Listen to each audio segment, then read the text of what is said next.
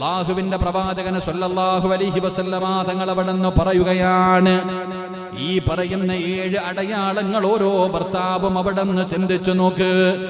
എന്റെ പ്രസംഗം കേൾക്കുന്ന എന്റെ പ്രിയപ്പെട്ട സഹോദരിമാരോട് എന്നോട് ദേഷ്യം വേണ്ട, വെറുപ്പ് വേണ്ട. നീ സ്വന്തം മനസാക്ഷിയോട് ചോദിക്കോ, പടച്ചവനെ, മുത്തുനബിയല്ലേ പറഞ്ഞത്, അള്ളാഹുവിന്റെ പ്രവാചകന് പറഞ്ഞു തന്ന 7 അടയാളമാണല്ലോ. ഈ 7 അടയാളത്തിൽ ഏതെങ്കിലും ഒരെണ്ണം എന്റെ ജീവിതത്തിലുണ്ടോ തമ്പുരാന്? എന്റെ പ്രിയപ്പെട്ട സഹോദരിമാരവിടന്ന് വയത് കേൾക്കുന്നവർ ചിന്തിച്ചു നോക്ക്. എന്റെ പ്രിയപ്പെട്ട സഹോദരങ്ങളോട്, അല്ലാഹുവേ, ഞങ്ങളുടെ ഭാര്യമാരെ നീ സാലിഹത്തുകളാക്കണേ അല്ലാ. പടച്ചവനെ, നീ അവർക്ക് ആഫിയത്തും ദീർഘായുസ്സും നൽകണേ അല്ലാ. എന്റെ പ്രിയപ്പെട്ടവരെ, 7 അടയാളത്തിൽ ഒന്നാമത്തെ അടയാളം എന്താണ്? സാലിഹത്തായ പെണ്ണിന്റെ 7 അടയാളത്തിൽ ഒന്നാമത്തെ അടയാളം എന്തെന്നറിയുമോ?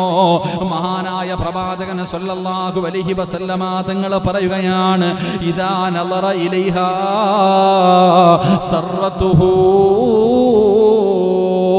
സാലിഹത്തായ പെണ്ണിന്റെ ഒന്നാമത്തെ അടയാളം എന്തെന്നറിയോ?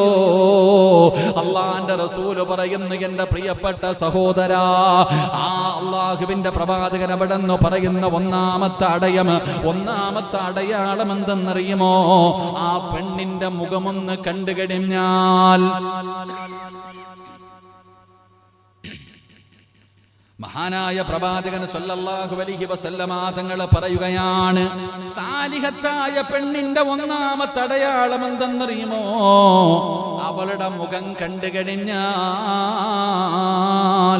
ഭർത്താവിന് സന്തോഷമുണ്ടാവുകയാണ്, ഭർത്താവിന്റെ സർവ്വ ടെൻഷനും മാറുകയാണ്, ഭർത്താവിന് സമാധാനമാണ്. പടച്ചവനെ, തന്റെ പ്രിയപ്പെട്ട ഭാര്യയുടെ മുഖം കണ്ടാൽ ജീവിതത്തിലെ ഏത് പ്രശ്നങ്ങൾക്കും പരിഹാരമാവുകയാ. അങ്ങനെ ഏതെങ്കിലും ഒരു ഭർത്താവിന് തന്റെ ഭാര്യയുടെ മുഖത്ത് നോക്കുമ്പോൾ തോന്നുന്നുണ്ടെങ്കിൽ അവളാണ് സാലിഹത്തായ ഭാര്യയെന്ന് നബി മുഹമ്മദ് മുസ്തഫ സല്ലല്ലാഹു അലൈഹി വസല്ലമ തങ്ങൾ പറയുമ്പോൾ, ഈ സദസ്സിലിരിക്കുന്ന ഞാൻ ഉൾപ്പെടെ ഓരോ മനുഷ്യനും ചിന്തിച്ചു നോക്ക്.